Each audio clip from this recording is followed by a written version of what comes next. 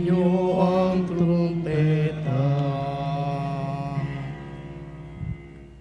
Simulan na po natin ang ating banal na pagdiriwang sa ngalan ng Ama, ng Anak, ng Espiritu Santo. Amen. Ang pagpapala ng ating Panginoong Jesucristo, ang pag-ibig ng Diyos Ama, at ang pakikipagkaisa ng Espiritu Santo naway sumainyong lahat. At sumairin. Mga kapatid, upang maging marapat tayong gumanap sa banal na pagdiriwang na ito, ay aminin na natin ang ating mga pagkukulang, ang ating mga nagawang pagkakasala na dala ng ating kahinaan.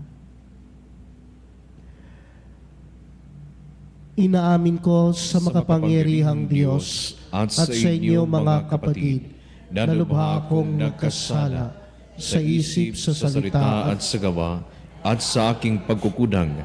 Kaya'y sinasamo ko sa mahal na Birheng Maria, sa lahat ng mga anghel at mga banal, at sa inyo mga kapatid na ako'y ipanalangin sa Panginoong ating Diyos. Kaawaan tayo ng makapangyarihang Diyos, patawarin tayo sa ating mga kasalanan, at patnubayan tayo sa buhay na walang hanggan. Amen.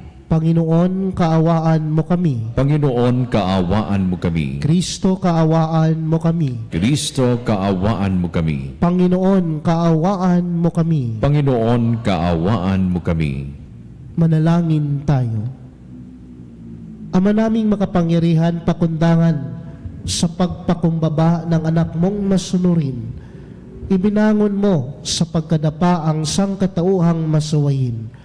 Ipagkaloob mo sa amin ang banal na kagalakan upang kaming sinagip mo sa kaalipinan ay magkamit ng iyong ligayang walang katapusan sa pamamagitan ng Jesucristo kasama ng Espiritu Santo magpa sa walang hanggan. Amen.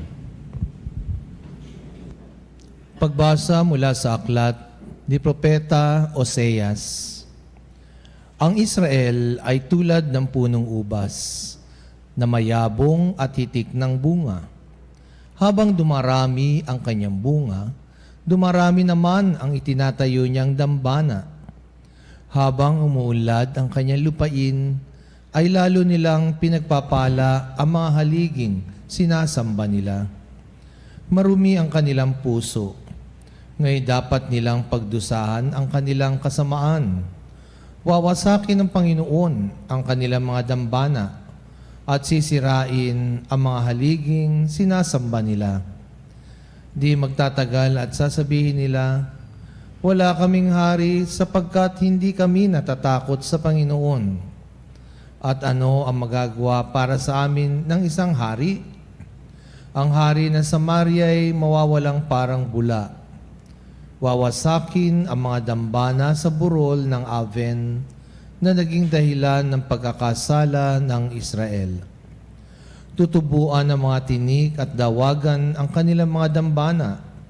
Sasabihin nila sa kabundukan, takpan ninyo kami, at sa kaburulan, tabunan ninyo kami. Magasik kayo ng katwiran at mag-aani kayo ng pagpapala. Bunga ng katapatan ninyo sa akin. Bungkalin ninyo uli ang pinabayaang lupa sapagkat panahon na upang hanapin ang Panginoon. Lalapit siya sa inyo at paulanan kayo ng biyaya. Ang salita ng Diyos. Salamat sa Diyos. Hanapin ang puon lagi, sa harap niya'y manatili. Hanapin ang poon lagi, sa harap niya manatili. Siya ay purihin, subin ng awit, ating papurihan. Ang kahangahangang mga gawa niya'y dapat na isaysay. Tayo ay magalak, yamang lahat tayo ay tunay na Kanya. Ang Kanyang pangalan, ang pangalang banal, napakadakila. Lahat ng may nais maglingkod sa poon, dapat na magsaya. Hanapin ang poon lagi, sa harap niya manatili. Siya ay hanapin at ang kanyang lakas ay siyang asahan. Siya ay hanapin upang mamalagi sa kanyang harapan. Ating gunitain ang kahanga-hanga niyang mga gawa ang kanyang paghatol, gayon din ang kanyang ginawang himala. Hanapin ang poon lagi, sa harap niya manatili. Ito'y nasaksihan ng mga alipit, anak ni Abraham. Gayon din ang lahat na anak ni Jacob na kanyang hinirang. Ang Panginoon Diyos ay ang Panginoon, siya ang ating Diyos. Sa kanyang paghatol ay ang nasasaklaw buong sansinukob. Hanapin ang poon lagi, sa harap niya manatili.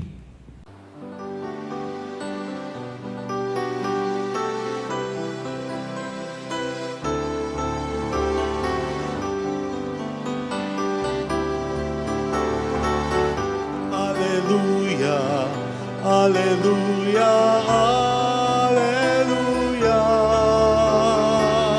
alleluia, alleluia, alleluia, alleluia, alleluia.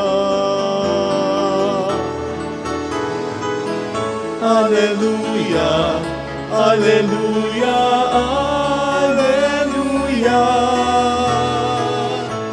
Alleluia, alleluia, alleluia, alleluia.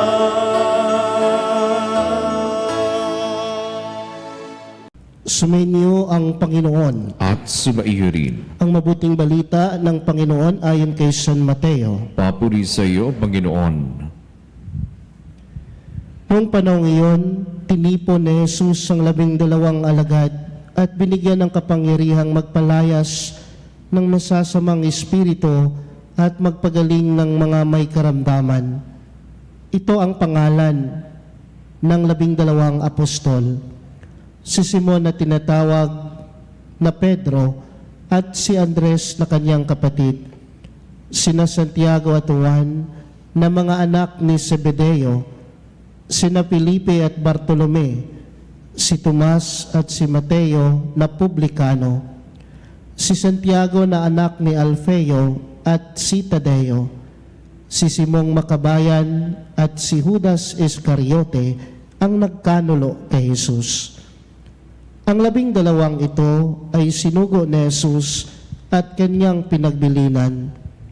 Huwag kayong pumunta sa lugar ng mga hintil o sa alinmang bayan ng mga Samaritano. Sa halip ay hanapin ninyo ang mga nawawalang tupa ng sambayanan ng Israel. Humayo kayo at ipangaral ninyo na malapit ng maghari ang Diyos. Mga kapatid, ang mabuting balita ng Panginoon. Pinupuri ka namin, Panginoong Heso Kristo.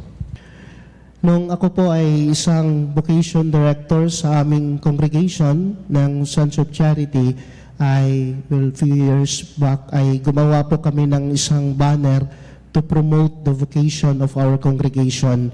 At sabi po doon sa content ng banner namin ay there are 3 stages of God's calling. At yung tatlo ay aming binonsagay, the 3 T's, no? Yung tatlong yon ay tawag, tugon, at tuklas, no? So, ulitin ko po, sabi namin, there are 3 stages of God's calling. First stage ay yung tawag, the second stage ay yung tugon, and the last stage which is yung tuklas, no? To search or ganon. At totoo naman na the first stage na tinawag tayo na ng pagtawag ng Diyos sa atin ay siya ay tinawag tayo, no? In our gospel na binasa natin ngayon, ito yung pagtawag sa 12 alagad at binigyan, at hindi lang tawag kundi binigyan ng ating Panginoong Hesukristo na kapangyarihan, no? To minister sa mga na magpalayas ng masasamang espiritu at magpagaling ng mga karamdaman. Pero ang napakagandang biyaya ng pagtawag ng mga apostoles na ito ng ating Panginoong Hesukristo ay tinawag sila isa-isa, no? At sa kanilang mga pangalan, Hindi sila tinawag by group, hindi sila tinawag na isang pangkat, kundi kung bago pa ito nangyari na si Jesus ay tinipon ni Jesus ang kanyang 12 alagad, ay tinawag niya ito isa-isa. Say for example, the calling of Matthew na nasa kanyang tax collector's table. Doon unang nakilala ni Jesus si Mateo at tinawag niya ito. Ganun din si Pedro, no? Nung si Pedro ay walang makuha na mga isda sa kanyang paghahanap buhay, ganun din klaseng pagtawag ng ating Panginoong Jesucristo kay Pedro. Isa-isang tinawag ito ng ating Panginoon at before niya tinipon itong mga 12 alagad.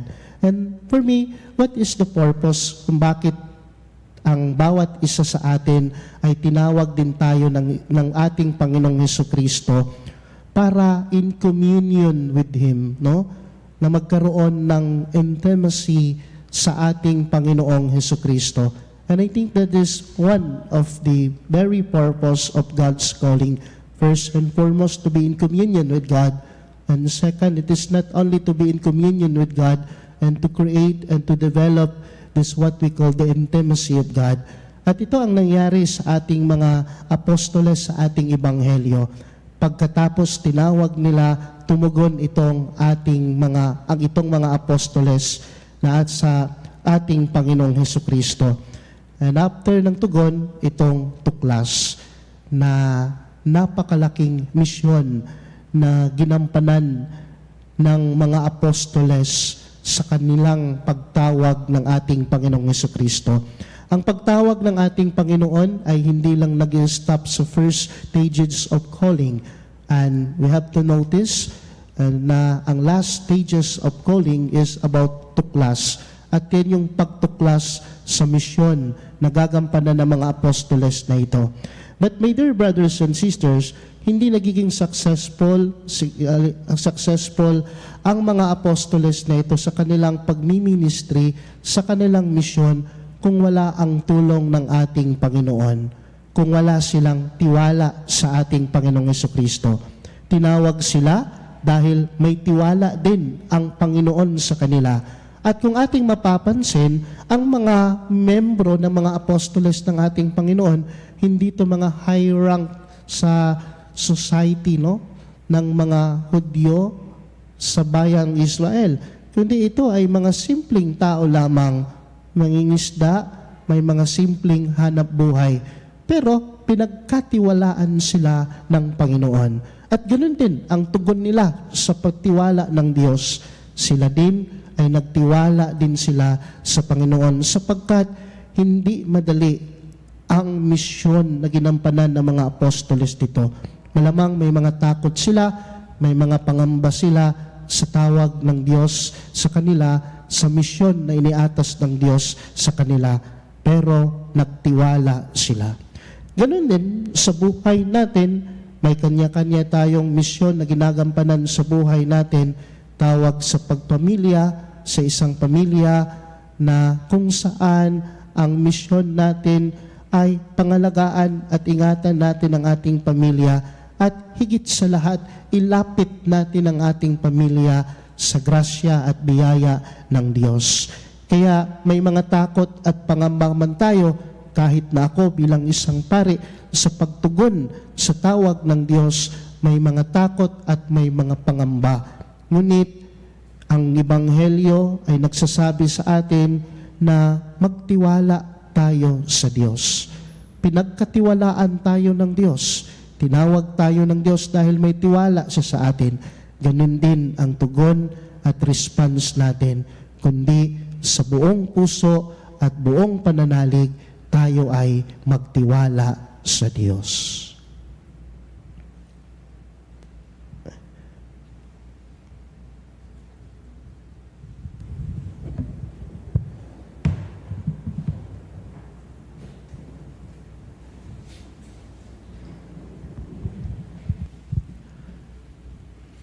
Panalangin ng bayan.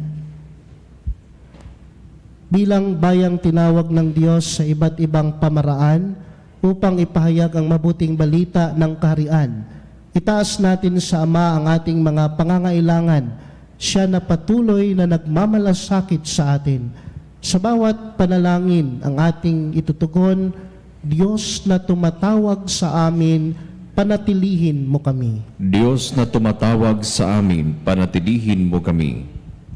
Yaw mga tinawag sa simbahan upang mamuno sa sambayanan ng Diyos, naway maging matapang sa pagpapahayag ng Ebanghelyo ni Jesucristo saan mang bahagi ng daigdig. Manalangin tayo sa Panginoon. Diyos na tumatawag sa amin, panatilihin mo kami. Ang mga naghahangad na makita ang Diyos, naway makatagpo ng kaliwanagan ng diwa at makatugon ng buong puso sa paanyaya ng Diyos na makapiling siya. Manalangin tayo sa Panginoon. Diyos na tumatawag sa amin, panatilihin mo kami. Ang mga kabataan, naway makilala ang tinig ni Kristo na tumatawag sa kanila sa buhay paglilingkod. Manalangin tayo sa Panginoon. Diyos na tumatawag sa amin, panatilihin mo kami. Ang mga may sakit, naway makatanggap ng kasiyahan at kalakasan mula sa mga nag-aaruga sa kanila. Manalangin tayo sa Panginoon. Diyos na tumatawag sa amin, panatilihin mo kami. Ang ating mga mahal na yumao, naway mamahinga sa kapayapaan ng kaharian ni Kristo. Manalangin tayo sa Panginoon. Diyos na tumatawag sa amin, panatilihin mo kami. Makalangit na Ama, sa iyong pagtawag sa amin sa pangaraw-araw naming buhay, hayaan mong bigyan kami ng iyong espiritu ng lakas upang bigkasin ang mga katagang. Panginoon, narito ako, nakahandang sundin ang kalooban mo. Hinihiling namin ito sa pamamagitan ni Kristong aming Panginoon. Amen.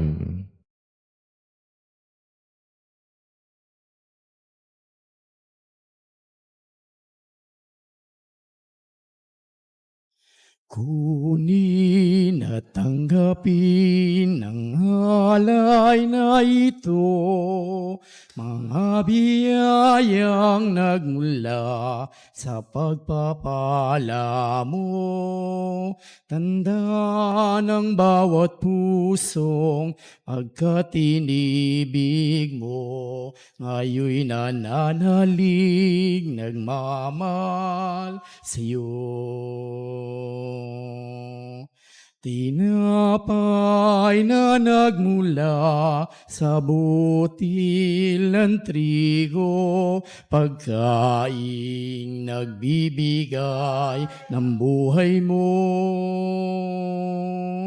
At halak na nagmula sa isang tangkay ng ubas, inuming nagbibigay lakas. Kunin at tanggapin ang alay na ito, mga biyayang nagmula sa pagpapala mo. Tanda ng bawat pusong pagkatinibig mo, ngayon nananalig, nagmamahal sa'yo. Manalangin kayo mga kapatid upang ang paghahain natin ay kalugdan ng Diyos, amang makapangyarihan sa lahat. Tanggapin nawa ng Panginoon itong paghahain sa iyong mga kamay, sa kapurihan niya at karangalan, sa ating kapakinabangan at sa buong sambayanan niyang banal. Ama naming lumikha, ang paghahain namin sa iyong ngalan ay siya nawang sa amin ay dumadalisay, upang ito ay maging pagganap araw-araw sa aming paglipat sa buhay sa kalangitan, sa pamamagitan ni Jesucristo, kasama ng Espiritu Santo, magpa sa walang hanggan. Amen. Sumainyo ang Panginoon. At sumairin, Itaas sa Diyos ang inyong puso at diwa. itinaas na namin sa Panginoon. Pasalamatan natin ang Panginoong ating Diyos. Ama naming makapangyarihan, tunay ngang marapat na ikaw ay aming pasalamatan. Sa iyong paglingap at kagandahang loob, ang tao ay nilikha mo at pinangangasiwa sa sansinukob. Sa hangad mong siya'y iwastong lubos, siya'y pinagdusa mo sa kanyang pagtalikod. Sa iyong paggiliw, iyong ipinahihintulot na makabalik siya sa pamamagitan ni Kristo Jesus. Kaya kaysa ng mga anghel na nagsisiawit ng papuri sa iyo nang walang humpay sa kalangitan, kami nagbubunyi sa iyong kadakilaan.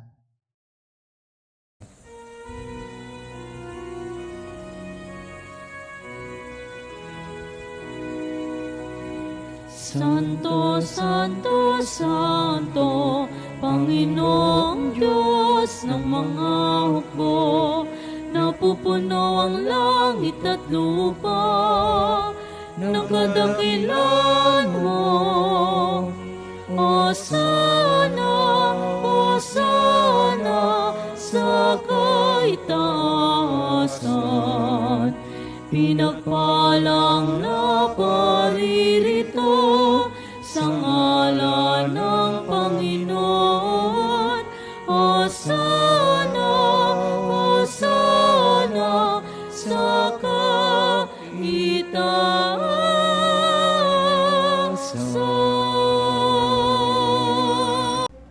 Ama naming banal, ikaw ang bukal ng tanang kabanalan, kaya't sa pamamagitan ng iyong Espiritu gawin mong banal ang kaloob na ito upang para sa amin maging katawan at dugo ng aming Panginoong Heso Kristo.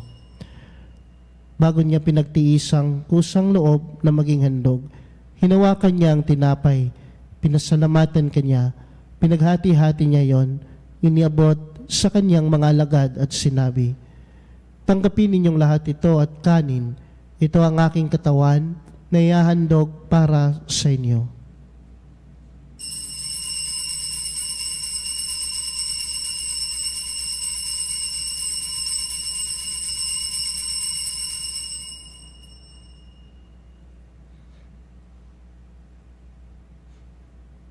Gayon din naman matapos ang hapunan, hinawakan niya ang kalis, muli kanyang pinasalamatan.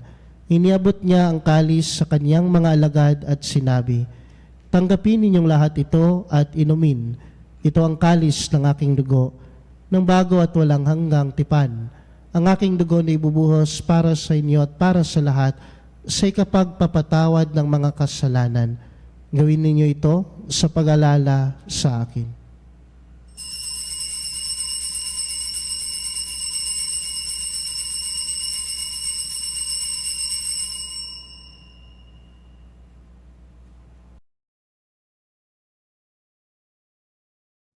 Ang misteryo ng pananampalataya.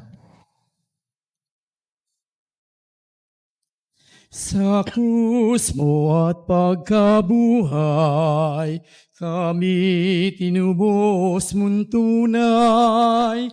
Poong Jesus, naming mahal, iligtas mo kaming tanan. Poong Jesus, naming mahal, ngayon at magpakailanman. Ama, ginagawa namin ngayon ang pag-alala sa pagkamatay at muling pagkabuhay ng iyong anak.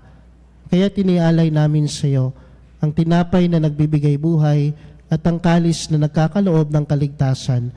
Kami ay nagpapasalamat dahil kami ay iyong minarapat na tumayo sa harap mo para maglingkod sa iyo.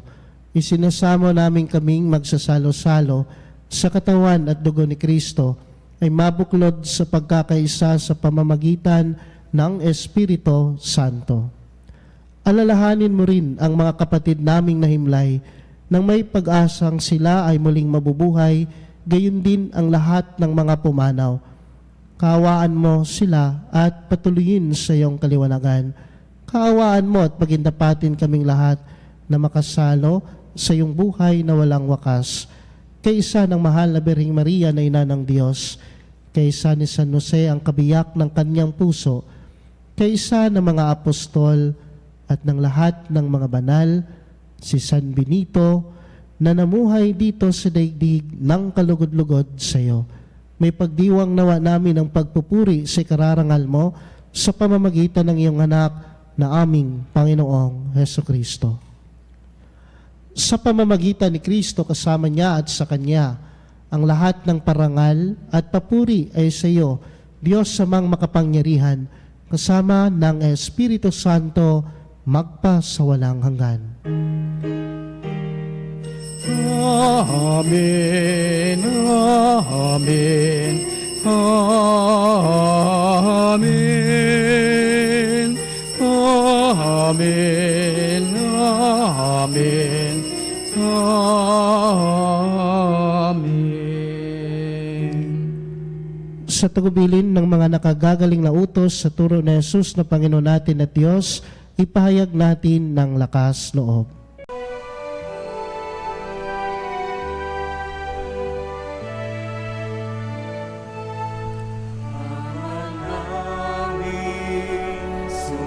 Sumasalangit ka, sambahin ang ngalan mo. Mapasa amin ang kaharian mo, sundin ang loob mo. Dito sa lupa, parang sa langit, bigyan mo po kami ngayon ng aming kakanin sa araw-araw at pagnawarin mo kami sa aming mga sala para napagpapatawan namin sa nagkakasala sa amin. At huwag mo kaming ipahintulot sa puso, at iadya mo kami sa lahat ng masama. Hiniling namin kami diya sa lahat ng masama, pagkalooban ng kapayapaan araw-araw, iligtas sa kasalanan at ilayo sa lahat ng kapahamakan. Samantalang aming pinananabikan ang dakilang araw ng pagpapahayag ng tagapagligtas naming sa Heso Kristo. Sapagkat iyo ang kaharian at ang kapangyarihan at ang kapurihan magpakailanman. Amen. Panginoong Heso Kristo, sinabi mo sa iyong mga apostol, kapayapaan ang iniiwan ko sa inyo, ang aking kapayapaan ang ibinibigay ko sa inyo. Tunghayan mo ang aming pananampalataya at huwag ang aming mga pagkakasala. Pagkalooban mo kami ng kapayapaan at pagkakaisa ayon sa iyong kalooban, kasama ng Espiritu Santo, magpa sa walang hanggan. Amen. Ang kapayapaan ng Panginoon ay laging sumayinyong lahat. At sumaiyo rin. Magbigayan po tayo ngayon ng kapayapaan sa isa't isa. Kapayapaan sa lahat, mga kapanalig. Kordero ng Diyos na nag-aalis ng mga kasalanan ng sanlibutan, maawa ka sa amin. Kordero ng Diyos na nag-aalis ng mga kasalanan ng sanlibutan, maawa ka sa amin. Kordero ng Diyos na nag-aalis ng mga kasalanan ng sanlibutan, ipagkaloob sa amin ang kapayapaan.